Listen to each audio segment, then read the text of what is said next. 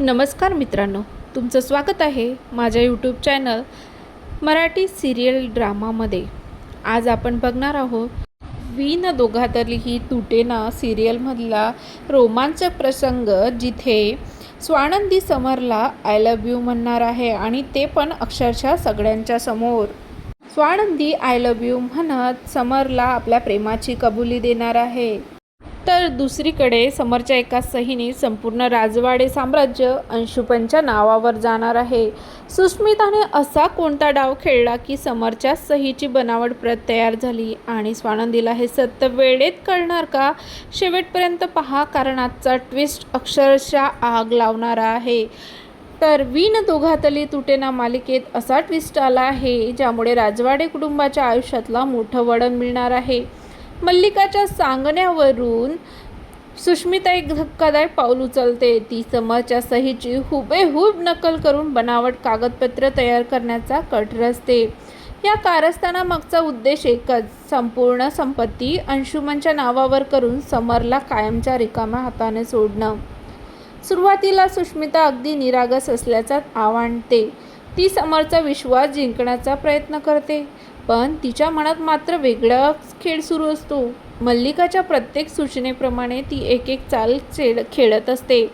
दरम्यान अंशुमनला खात्री असते की एकदा हे कागद तयार झाले की राजवाडे उद्योग साम्राज्यावर त्याचाच अधिकार होणार आहे। म्हणून तोही सुष्मितावर दबाव टाकतो आणि म्हणतो, फक्त समरची सही मिळाली की बाकीचं काम मी पाहतो।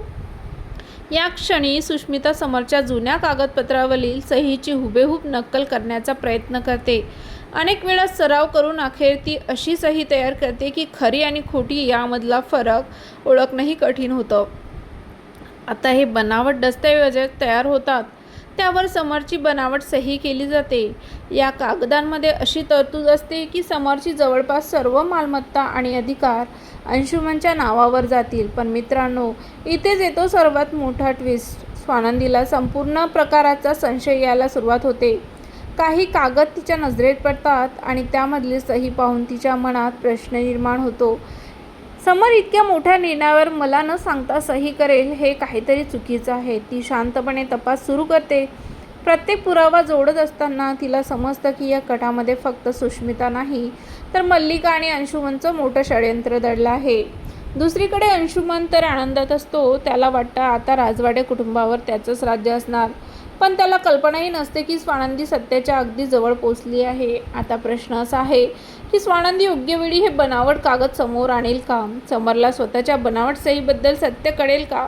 सुष्मिताचं हे कारस्थान उघडकीस आल्यानंतर तिचं आणि अंशुमनचं काय होणार? आणि सर्वात महत्त्वाचं, राजवाडे कुटुंबाची कोट्यावधीची संपत्ती वाचणार की अंशुमनचा डाव यशस्वी होणार? या सर्व प्रश्नांची उत्तरं आगामी भागामध्ये मिळणार आहेत। मित्रांनो, तुम्हाला काय वाटतं? स्वानंदी वेळेत हा कट उधळून लावेल का, की अंशुमनचं खरंच संपूर्ण प्रॉपर्टी आपल्या नावावर करून घेईल? तुमचं मत मला कमेंटमध्ये नक्की सांगा। अशाच भन्नाट अपडेट्ससाठी चॅनलला सबस्क्राईब करा, व्हिडिओला लाईक करा आणि बेल आयकॉन दाबायला विसरू नका, कारण पुढच्या भागात होणार आहे असा स्फोटक खुलासा ज्यामुळे सुष्मिता, मल्लिका आणि अंशुमन तिघांचंही खरं रूप संपूर्ण राजवाडे कुटुंबासमोर येणार आहे।